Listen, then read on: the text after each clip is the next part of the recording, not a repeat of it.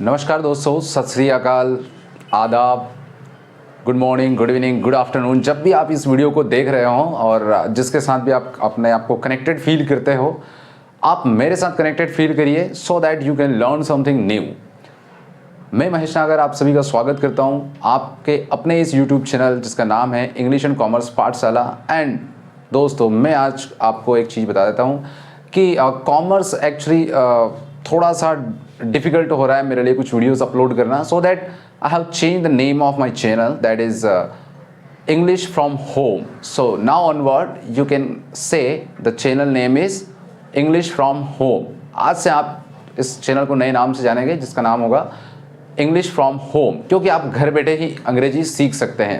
कल मैंने जैसा आपको बताया था कि किस तरह से आपको प्रॉपर नाउन का यूज़ करना है अपने कम्युनिकेशन में, और प्रॉपर नाउन का आपको मैंने बताया था कि जो नेम्स होते हैं, पर्सन्स के नेम्स होते हैं, वो तो एक्चुअली इंग्लिश और हिंदी में एक ही जैसे होते हैं, लेकिन कुछ प्रॉपर नाउन्स ऐसी होती है जिनके नेम्स जो है हमें थोड़ा सा डिफरेंट होते हैं। जैसे कि प्लैनेट्स के नेम्स होते हैं, जहां आप धरती को, पृथ्वी को अर्थ कहते हैं, सन को सूर्य को सन कहते हैं, मून कहते हैं चंद्रमा को।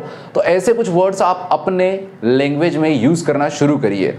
मान लीजिए आप बात कर रहे हैं सन के ऊपर, अभी थोड़ा फोकस करिएगा मेरी बात पर, ध्यान दीजिएगा, गौर करिएगा, तो आपको समझ में आ जाएगी बात what I exactly wanted to convey you. सन आज बहुत गर्मी दे रहा है, सन आज बहुत गर्म है, आज मून पूरी तरह से साफ नज़र आ रहा है, ठीक है। इस तरह से आप अपने कन्वर्सेशन में इन वर्ड्स का यूज़ करना सीखिए। The second kind of noun जिसकी हम बात करेंगे आज, तो चलिए आगे की तरफ। प्रॉपर नाउन के बाद जो नाउन आती है वो होती है कॉमन नाउन। कॉमन नाउन की एक डेफिनेशन बता देता हूँ मैं, कि जैसे हम बार बार एक वर्ड यूज़ करते हैं कॉमन मैन, ठीक है। तो कॉमन मैन मीन्स यहाँ पर होता है आम आदमी। तो वैसे कॉमन नाउन जो होती है वो आम होती है, मीन्स एक ऐसा वर्ड जो स्पेसिफिक नहीं होता है, खास नहीं होता है, आम होता है। ऐसे वर्ड्स को हम कॉमन नाउन कहते हैं। इसके बारे में हम और अधिक जान लेते हैं। मैं आपको बता देता हूँ कि common noun means a word which is used for all. एक ऐसा शब्द जो पूरी कम्युनिटी के लिए यूज होता है, उसको बोलते हैं हम कॉमन नाउन। जैसे कि हम और आप सभी का अपना नाम है, अपने रिश्तेदारों का, नातेदारों का सभी का नाम है, या दुनिया में जितने भी लोग हैं सबका एक नाम होता है, लेकिन उन सभी नाम को मिलाकर एक ऐसा वर्ड में यूज करता हूं जिससे कि वो सब उसमें आ जाते हैं। अगर हम जेंडर वाइज बोले तो हम मेन यूज करेंगे या तो फिर वुमेन यूज करेंगे। और ये वुमेन मतलब महिला, यहाँ पर कोई भी स्पेसिफिक बात नहीं हो रही है या किसी स्पेसिफिक वुमेन की बात नहीं हो रही है। यहाँ पर वुमेन मतलब कि वो सारी महिलाएं आ जाएगी जो इस समय दुनिया में जिंदा है, या यहाँ से चली गई है, दुनिया से रुखसत हो गई है, या फिर आने वाले समय में महिलाएं रहेंगी। वैसे ही मेन की बात करें, वैसे ही अगर हम बॉय की बात करें, अब दोस्तों करना क्या है, अब करना सिर्फ इतना सा है कि जैसे आप प्रॉपर नाउन का तो यूज़ कर ही रहे हो इंग्लिश में, सेम अपने कम्युनिकेशन में आप कॉमन नाउन का यूज़ करना शुरू करिए। पहले हम राइटिंग पोर्शन को देखते हैं कि किस तरह से कॉमन नाउन के लिए हम कुछ रूल्स को यूज़ करेंगे और किस तरह से हम इनको अपनी राइटिंग पीसेस में या राइटिंग में हम इन्वॉल्व करेंगे और किस तरह से इनका यूज़ करेंगे correctly. And then we will talk about spoken, कि स्पोकन में हम इनका यूज़ कैसे करेंगे। सबसे पहले राइटिंग में देख लेते हैं। तो कुछ रूल्स मैंने कल भी आपको प्रॉपर से रिलेटेड बताए थे, आज मैं कॉमन नाउन से रिलेटेड बताता हूँ। ये वर्ड्स कॉमन होते हैं, और कॉमन होते हैं तो ये वर्ब, ये नाउन जो है, ये सबसे पहले हम ये मान लेते हैं कि इसको हम काउंटेबल बोलते हैं। क्या बोलते हैं? इसको हम काउंटेबल नाउन बोलते हैं, यानी कि ऐसी नाउन जिनको हम गिन सकते हैं। और अगर हम गिन सकते हैं तो A and an article can be used. इसके लिए हम ए एंड एन नाम के जो आर्टिकल्स होते हैं उनका हम यूज कर सकते हैं, क्योंकि ये नाउन्स कैसी होती है, ये नाउन्स काउंटेबल होती है दोस्तों, काउंटेबल होती है। 1 2 3 4 5 ऐसे ये काउंटेबल होती है। अब दूसरी चीज, अगर ये काउंटेबल है तो अगर 1 है तो 2 भी हो सकती है, 4 भी हो सकती है, 50 भी हो सकती है। हम ये कहेंगे कि प्लूरल्स एंड सिंगुलर, यानी कि प्लूरल्स जो है वो यहां बनाए जा सकते हैं, कॉमन नाउन के प्लूरल्स बनाए जा सकते हैं। अब आप ये बात करिए कि मेन को हम प्लूरल में भी यूज करेंगे, वुमेन को हम प्लूरल में भी यूज करेंगे, बॉय को बॉयज करके हम यूज कर सकते हैं, गर्ल को हम गर्ल्स यूज कर सकते हैं, कंट्री को कंट्रीज यूज कर सकते हैं, रोड को रोड्स बोलेंगे, अब दोस्तों दो चीजें आपको ध्यान रखना है, जो कि क्या है, राइटिंग के टाइम ए एन आर्टिकल का यूज करना है अगर वो सिंगुलर है तो। अगर वो प्लूरल है तो फिर हम आगे की बात करेंगे, उसके बाद क्या आएगा। लेकिन तीसरी जो चीज है वो ये है कि द आर्टिकल का हम यूज करेंगे या नहीं करेंगे। तो डेफिनेटली हम द आर्टिकल का यूज करेंगे, but not at all time. हर बार हम द का यूज नहीं करेंगे, चाहे सिंगुलर हो या प्लूरल। लेकिन एक बात फैक्ट है, एक बात सत्य है कि ए एंड एन आर्टिकल का हम यूज हर बार करेंगे जब जब ये कॉमन नाउन सिंगुलर फॉर्म में होगी। यानी कि अगर इनका फॉर्म सिंगुलर है और आपको लिखना है तो उससे पहले ए और एन आर्टिकल का यूज हमें करना ही करना है।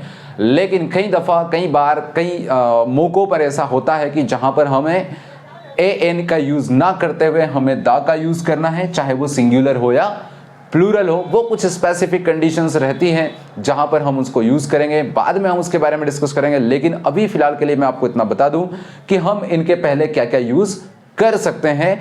अगर कहीं पर किसी एग्जाम्पल में कहीं पर आप कुछ रीड कर रहे हो और वहां पर अब आ रहा है ऐसा कोई वर्ड, कोई कॉमन नाउन आ रही है, तो उससे पहले आप पाएंगे कि ए एन होगा या तो फिर द उसके पहले होगा।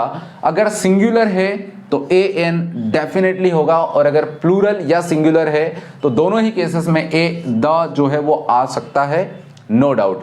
लेकिन अगर केवल प्लूरल है तो उससे पहले ए एन का होना बिल्कुल भी जरूरी नहीं है। यानी कि कहने का मतलब है कि हमें लगाना ही नहीं है, अदरवाइज हम गलत हो जाएंगे।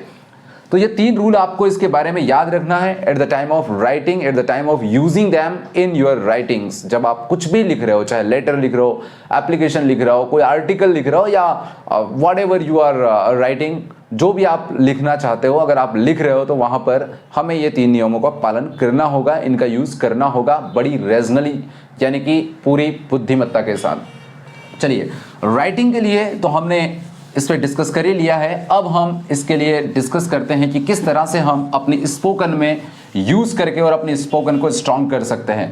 तो दोस्तों, मैं आपको एक चीज क्लियरली यहां पर बता देता हूं कि कोई चमत्कार नहीं होता है, कोई मिरेकल नहीं होता है। No teacher is a wizard. कोई भी टीचर जो है वो जादूगर नहीं होता है।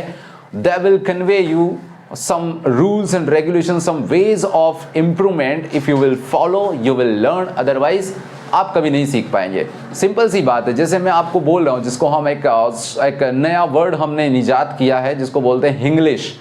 I am using Hinglish in front of you. मैं आपके सामने जो भी बोल रहा हूँ हिंग्लिश में बोल रहा हूँ। Sometime I am using English, कभी कभार मैं हिंदी का वर्ड यूज कर रहा हूं या हिंदी के सेंटेंसेस यूज कर रहा हूं। तो आप, why are you afraid about speaking? आप बोलने के लिए आप डर क्यों रहे? Just start. आप स्टार्ट करके तो देखिए, कोई नोटिस नहीं करेगा कि आप क्या बोल रहे हैं। They are just focusing on your meanings, on your senses. I mean to say what exactly you wanted to say. आप क्या बोलना चाह रहे थे, मैं इस बात पर फोकस करूंगा। आपका अर्थ समझने की, भाव समझने की कोशिश करूंगा। मैं कभी कोशिश नहीं करूंगा कि आपने मिस्टेक्स क्या करी है। एंड डेफिनेटली एक और चीज मैं बता दूं कि जो लोग ज्ञानी होते हैं वो आपको अप्रिशिएट करेंगे, आपकी टांग नहीं खींचेंगे, और जो लोग अज्ञानी होते हैं वो आपकी टांग खींचेंगे। तो अज्ञानियों से दूर रहना ही बेहतर है मेरे ख्याल से। आपको क्या लगता है, कमेंट करके जरूर बताइए। अब हम एक लिस्ट बनाएंगे अगेन, जैसे मैं कल की बात कर रहा हूं। ये लिस्ट जरूरी है, ये लाइफ में लिस्ट जरूरी है। Suppose that you wanted to buy, suppose that you wish to buy a car, so you must make your list of your wishes. आपको अपनी विशेस, अपनी इच्छाओं की लिस्ट बनाना चाहिए, सो दैट आप टाइम डिसाइड कर सके कि इस पर्टिकुलर विश को पूरी करने के लिए मुझे कितना टाइम चाहिए, मुझे क्या अर्न करना होगा, कैसी जॉब करना होगी या बिजनेस करना होगा। उसी तरह से आप अंग्रेजी सीखना चाहते हैं, इंग्लिश सीखना चाहते हैं, तो आपको एक लिस्ट बनाना होगी। कॉमन नाउन्स, हम वर्ड बार बार यूज कर रहे हैं, लर्न इंग्लिश फ्रॉम होम। आप घर से अंग्रेजी शुरू करिए सीखना। तो घर के जितने भी आइटम्स है उनका यूज करिए आप। लाइक बेड यूज करिए, बिस्तर मत बोलिए, पलंग मत बोलिए, आप बेड बोलिए, आप चेयर बोलिए, कुर्सी मत बोलिए।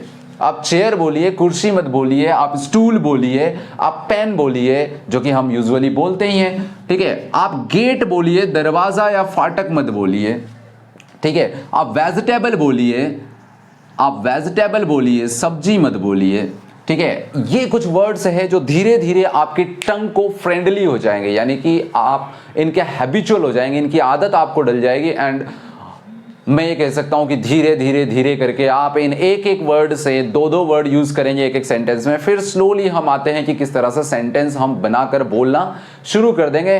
दोस्तों आपको पता भी नहीं चलेगा कि कब आप इंग्लिश सीख गए एक सिंगल वर्ड से स्टार्ट करके। मैं आपको डेफिनेटली ये बात पूरी एश्योरेंस के साथ बोल सकता हूं, पूरे विश्वास कॉन्फिडेंस के साथ बोल सकता हूं कि आप शुरू करिए। मैंने आपको बहुत छोटी चीज बताई है, इतने छोटे से तो आप शुरू कर सकते हैं।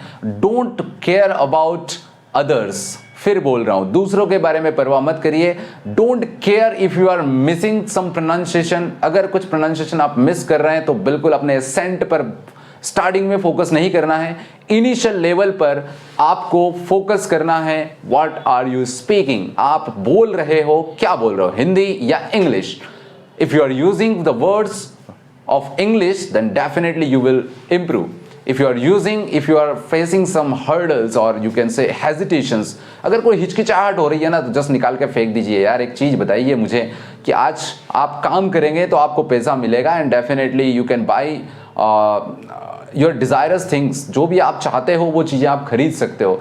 बट अगर आप काम नहीं करते हैं, आप दूसरों की बातों में आके आप ये बोलते हो कि नहीं आपको नौकरी नहीं करना चाहिए, आपको बिजनेस नहीं करना चाहिए, उसमें तो रिस्क होती है। अगर ये बातें आप सुन लेंगे और अगर आप वो काम नहीं करेंगे तो डेफिनेटली नेक्स्ट यानी कि अपकमिंग जो फ्यूचर होगा, नेक्स्ट ईयर होगा या नेक्स्ट आपका जो भी पड़ाव होगा ज़िंदगी का, उसमें आप बताइए कि कौन आपसे पूछने आएगा। जो वो ज्ञानी जो ज्ञान दे रहे थे वो आपको ये कभी नहीं पूछेंगे कि भाई तूने खाना कब खाया था, तेरे पास कितने जोड़ी कपड़े हैं, मैं दिला दूं क्या एक जोड़, वो कभी नहीं पूछेंगे।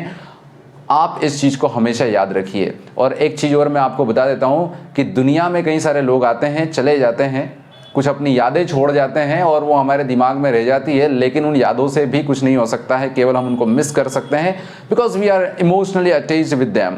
बट एक चीज़ जो है वो नहीं जाती है कभी, वो आपके पूरी ज़िंदगी साथ चलेगी, वो है आपका ज्ञान। तो ज्ञान को बढ़ाते रहिए, just increase your knowledge.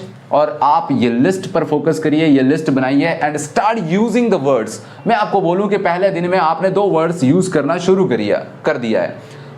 2 word आपने एक दिन में यूज किया, अगले दिन फिर 2 वर्ड्स यूज करेंगे, अगले दिन फिर 2 वर्ड्स यूज करेंगे। इस तरह से अगर आप 30 डेज की प्रैक्टिस देखेंगे तो 30 into 2 और ये मैथ से 60 वर्ड्स आप यूज करना शुरू कर देंगे। विद इन ए ईयर अगर हम बात करें तो 730 वर्ड्स आप यूज करना शुरू कर देंगे। आप बताइए कि कितना कमाल होगा, कितना जबरदस्त रहेगा। बात पसंद आई है तो लाइक करिए, शेयर करिए वीडियो को, ताकि दूसरे लोगों को भी बेनिफिट मिल पाए। मैं आपसे ये कह रहा हूं कि एग्जाम्पल्स को याद रखिए, कहावतों को याद रखिए, बूंद बूंद करके घड़ा भरता है, ठीक है। डेफिनेटली ये बात कहीं से कहीं तक गलत नहीं है। मैं आपसे वही कहना चाह रहा हूँ कि लिस्ट बनाइए, जिस तरह से प्रॉपर नाउन्स की आपने एक लिस्ट बनाई है, नहीं बनाई है तो बना लीजिए, उसी तरह से आप कुछ कॉमन नाउन्स की भी लिस्ट बना लीजिए। आपके घर पे सैकड़ों आइटम्स है, आप जूता मत बोलिए, शूज़ बोलिए, आप जूता मत बोलिए, शूज़ बोलिए। आप बाकी चीज़ों को भी है, जैसे बुक बोलिए, ठीक है, आप कॉपी मत बोलिए, ठीक है, नोटबुक बोलिए, आप टेक्स्ट बुक बोलिए। ये सारी चीज़ें आप बोल सकते हैं और इनका यूज़ आप स्लोली करना शुरू कर देंगे एंड डेफिनेटली आपका काम हो जाएगा। तो दोस्तों मुझे लगता है कि आपको समझ आ गई होगी बात कि आखिर करना क्या है। एंड डेफिनेटली अगर समझ आ गई है तो बिल्कुल कैरी ऑन करिए, आगे जारी रखिए, चीज़ों को करना शुरू करिए।